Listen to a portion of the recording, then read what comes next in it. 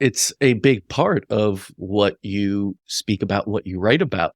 Your book, Spiritual Anatomy, it's a very interesting title, because most people, when they think of anatomy, they think of the physical body. They think of, oh, you need to go to medical school and cut open cadavers to understand the anatomy of oneself and what goes on inside of our bodies. But you wrote a whole book about this idea of a spiritual anatomy. Can you tell me what Yes. that means to you and what the importance of a spiritual anatomy is?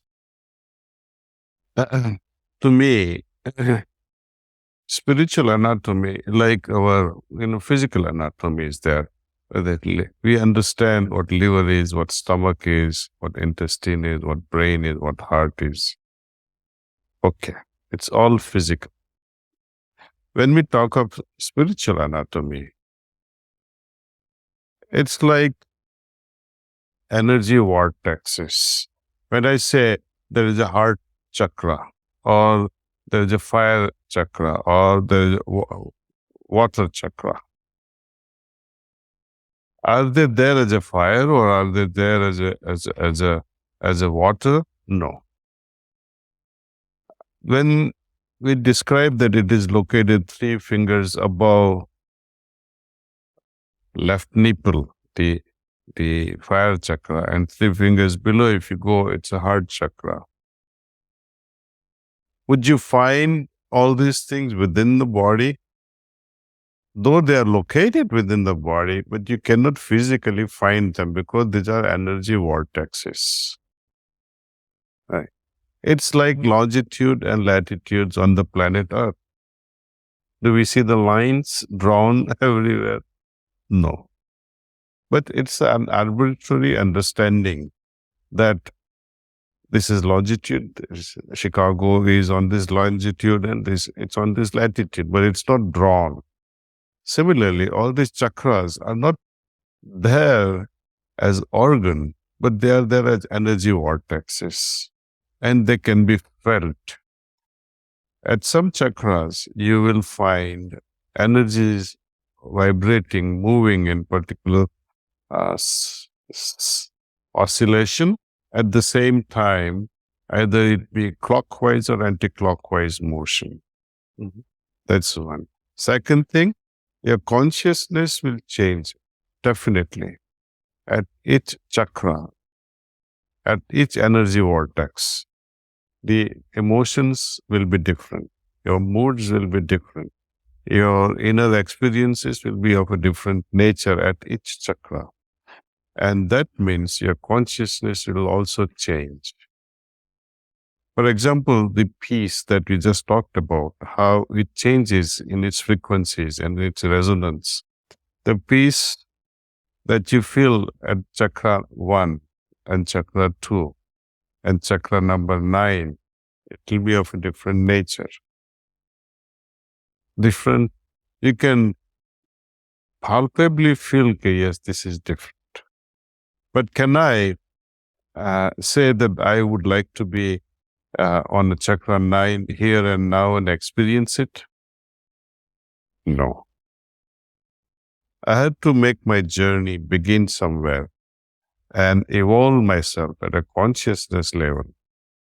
For that, I had to work upon myself. I had to rise above my present level and move on to the next level. And that's a challenge. Because consciousness means your inner environment is of a particular level of understanding with which you are habituated. Moment certain things are to be changed, your inner environment is to be changed. You will not like it. There will be so much of resistance.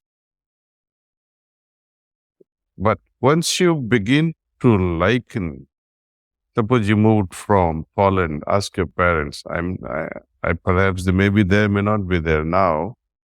But when they moved out of Poland and first time came to America,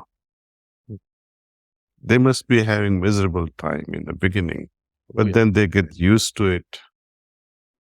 And then you are born there, or you must have come as boys with your brother and grew up there, and your children. You get used to it. But when we have to move to another dimension, another level, even though that may be better than the previous one, you still have some level of restlessness, not knowing what may happen at that level, see. And when we move from one chakra to another chakra, it's not like moving from New York to Chicago. It is like moving from Earth to the planet Mars. and when we move from, like, it's a different experience altogether. And it's not that terrible though, because each one, it's so beautiful, surpassing the previous one. Surpassing in the sense it's far more subtle than the previous one. Evolution in consciousness means your consciousness is becoming more and more refined, more and more subtler, purer, simpler. Change is always difficult, and I find that anyone that goes through a healing process is going through a change. And there is resistance from the body, mind, and spirit normally of that person to that change, because there's also comfort. Unfortunately, there is comfort in a disease state too. As much as one suffers, I've seen it where people find that their purpose is in that disease, and they find themselves already in a state so chronically diseased that it's scary to even think of the change of what they would be like healthy. And that seems counterintuitive, but it really isn't. And people sometimes go back to where they're most used to. And one of the things I've realized, and I want to speak about this with you, Daaji, is the idea, of course, we are energetic and spiritual beings with these spiritual anatomies. And chakras are such an essential part of it. But often we're blocked.